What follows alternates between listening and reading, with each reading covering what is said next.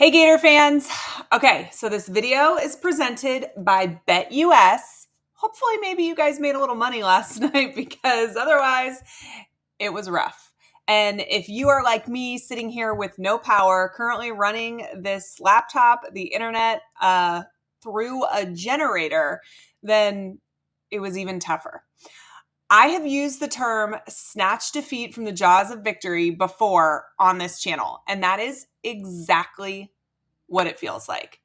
And I want to get into it, but before I do, I want to say a major shout out to Graham Mertz. That injury, non-contact injury, looked rough. I have no inside information, but watching him talk to Carol on the sidelines, seeing the tears on his face, that brace on his knee is not a positive sign, at least in my experience. If I was a betting person, I would bet potentially ACL. I really hope that is not the case. That is not based on any information I was given, just kind of reading the room a little bit.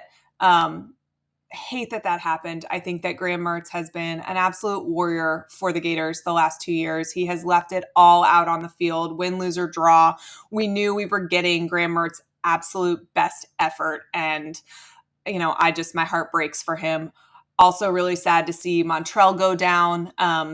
Hoping his is not serious. Obviously, we'll find out more information in the coming days. Same thing for Moten. Fingers crossed that maybe these things looked worse than they really were. Okay, let's get into it.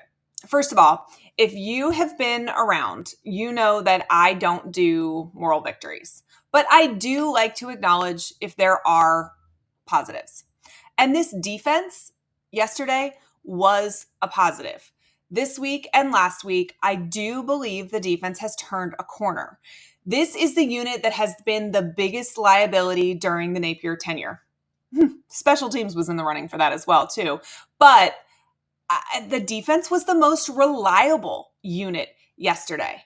That front seven, I have been tough on this defensive line all year long. And part of that is because they were underperforming relative to their talent. There were several games at the beginning of the season where the effort just was not there. The toughness wasn't there. And that is incredibly frustrating to watch, particularly knowing how talented they are. But that hasn't been the case the last couple games. I am so insanely proud of the growth that this defense has shown. This was the biggest stage of the season so far, and our big men showed up. And while the defense as a whole is improving, I do think it's important to point out that if Nico were more accurate, their wide receivers got behind our DBs several times yesterday, and that could have burned us. It didn't, but that was more because of poor play by Nico than anything else. So DBs still have to take a step forward. But the defense was not the story of last night. I would love to be able to sit here and tell you that the improved defensive play was why Florida won on Saturday. But the biggest story of yesterday was this offense. After the Miami and the Texas A&M games, I talked about how it was less about the fact that we lost and more about how we lost. And I think that rings true this morning too. We just figured out a different way to lose that was potentially the most frustrating fashion possible. I'll get right back to it, but first, I want to give a little love to BetUS. Again, we are so thankful for their support this season. If you use the code YouTube150, you get a 150% deposit bonus on your first deposit. You get a 125% deposit bonus on your next two. All of that up to $2,000. Again, YouTube150 is the code. Thanks to BetUS for their support. If I had told you we would take a top 10 team to overtime in Neyland Stadium at night and the defense was going to only give up 17 points in regulation to the number 4 rushing offense in the country, I think most Gator fans would take that as progress. But if you watched this game, you would know that the same issues that have plagued the Florida Gators the entire Napier tenure reared their ugly head once again. Florida had 5 drives in the first half. We went into halftime up 3-0. Florida got into the red zone 4 of those 5 drives. 0 touchdowns. It's not okay. This is not going to cut it in the SEC. One of my biggest gripes about the first half, throwing the ball behind the sticks on third down. Why set up a play where the only way that it can be successful is for your playmakers to make a play after the catch? Why not design it so as long as the catch is made, it is a first down? It makes no sense. Think about that very first drive where we punted, right? I want to say it was 3rd and 10, 3rd and 11. The play was designed to pick up just a few yards. I think we connected to, I want to say maybe Boardingham. Maybe it was Hanson. I think maybe Boardingham, but for 7, right? But that's how the play was designed. But then you don't go for it on 4th down. So what was the point on a 3rd and 11 in going with a play that was designed to pick up 5 to 7 yards? It doesn't make any sense. It is absolutely mind-blowing that Florida did not score on more of those drives that made it into the red zone. But the most Napier series ever is the end of the half, right? This is the one that essentially is a microcosm of Coach Napier's coaching tenure at UF, right? Florida's defense gets an interception, and then Tennessee commits a personal foul. So the Gators get the ball on Tennessee's 11-yard line. There is 1 minute and 11 seconds left on the clock. So at a minimum, the Gators should be walking away with 3 here, right? 7 is obviously preferred, and you're only 11 yards from the end zone, so should be entirely possible. But at a minimum, you should be walking out with 3 points, right? So let's go through that drive. 1st and 10, offsides on Cam Waits. That offensive line, with 2 coaches, and that's why Coach Napier is the offensive coordinator, gives us an advantage to be able to have 2 offensive coordinator or offensive line coaches. Offsides. So then it's 1st and 15. Mertz pass incomplete. So now there's 1 minute and 8 seconds left on the clock. 2nd and 15, right? 1 minute and 8 seconds left. Timeout. So why did Florida have to call a timeout here? Because we lined up incorrectly. Would have been a penalty for illegal formation if we don't call a timeout right here. So when we finally do call a play, so we've had that timeout, we've had that offsides, incomplete pass. What do we call coming out of a timeout?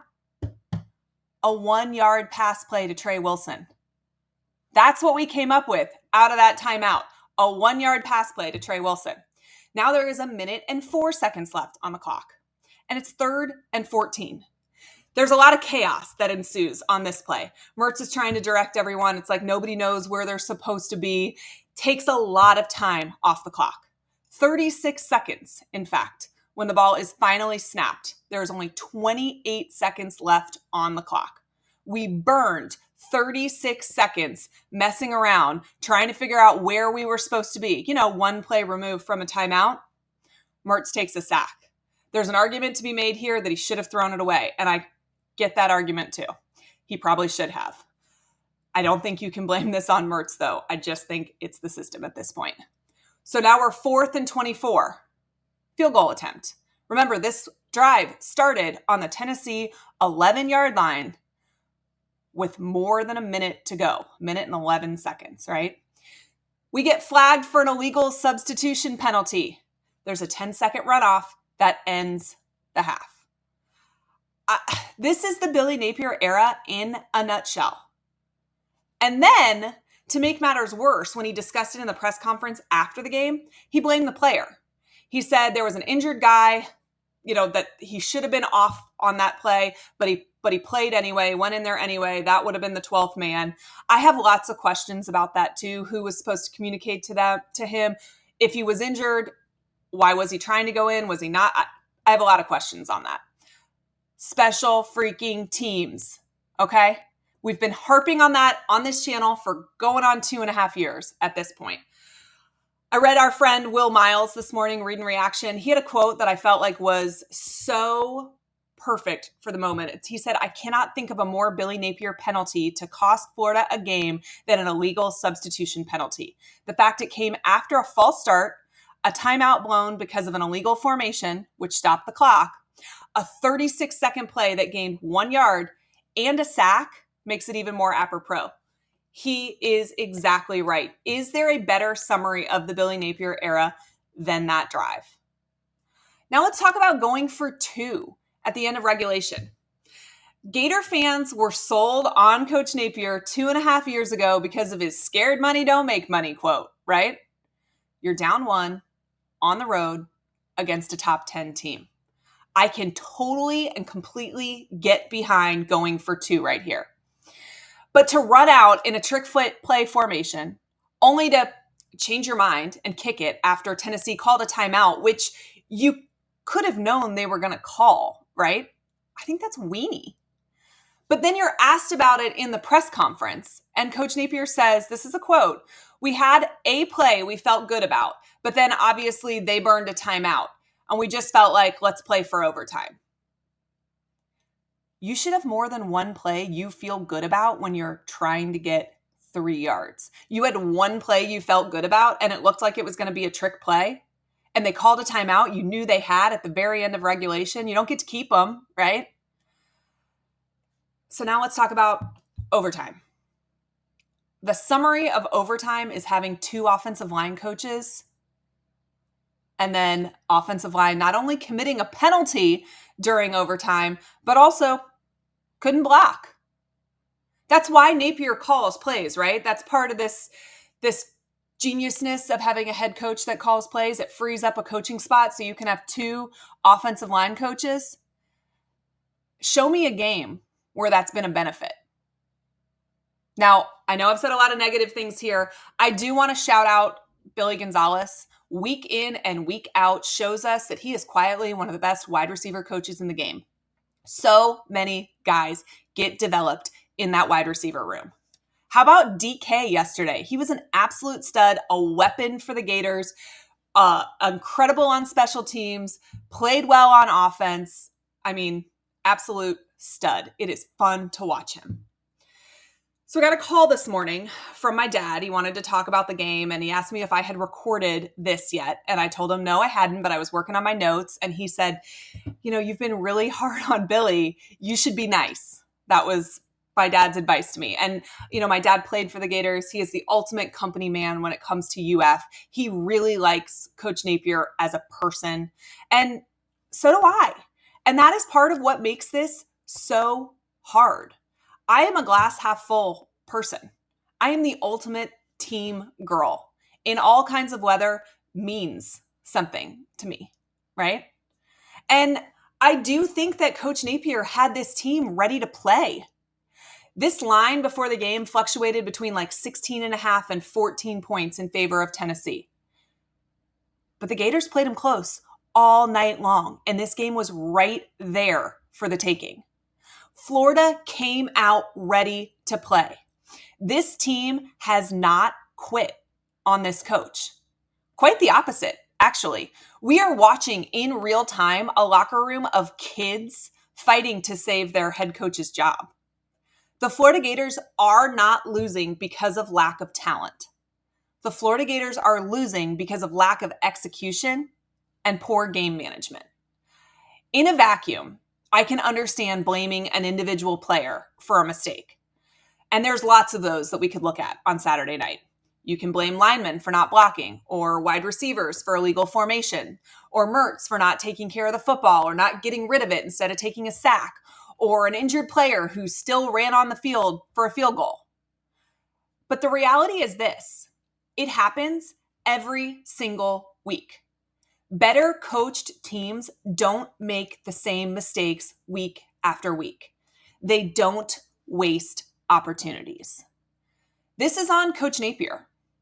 For the past 2 seasons, fans and boosters and people really connected with the program have all begged Coach Napier to hire an offensive coordinator to take over play calling and let Napier focus on the details. He chose not to. He is reaping the consequences of that decision. And we can talk about the good person that Napier is, and I do believe he is. But I also don't believe he is as humble as we once all thought. Hubris is the root cause of Florida's loss on Saturday night.